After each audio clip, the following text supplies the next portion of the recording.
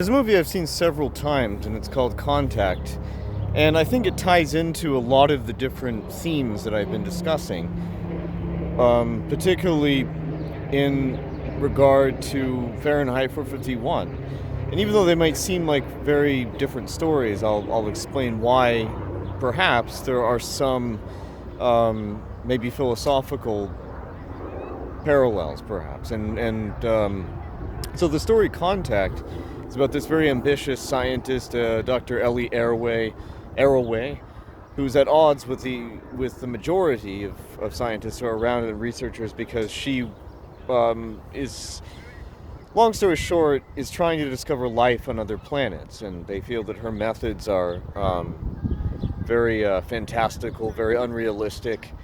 And one of her enemies in this scientific community is Dr. Drumlin, who says that, and I'm even quoting directly from what he says at the very beginning, which is, we need to stop these pie-in-the-sky abstractions and look for more practical methods, things that are more profitable.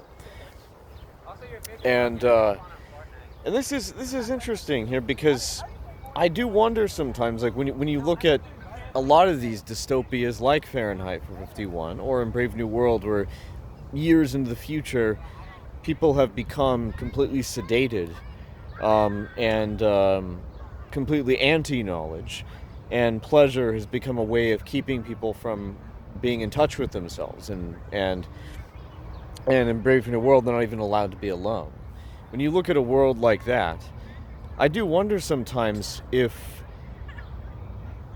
people who make, in a lot of these stories, people who make a religion out of science, that trap is a precursor to then becoming completely anti-science later on.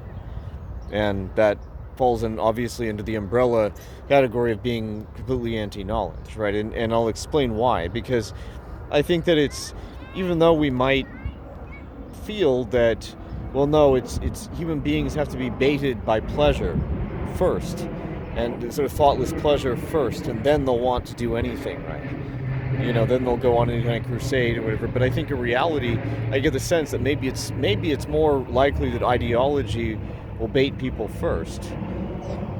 Something that seems more intellectual, more maybe old-fashioned, and then after that, eventually, as people get used to that, they want to surrender more and more. Their mind might get lazier, and eventually they may not even value what they did to begin with. Eventually, even the concept of science or even the concept of our own evolution might completely go out the window.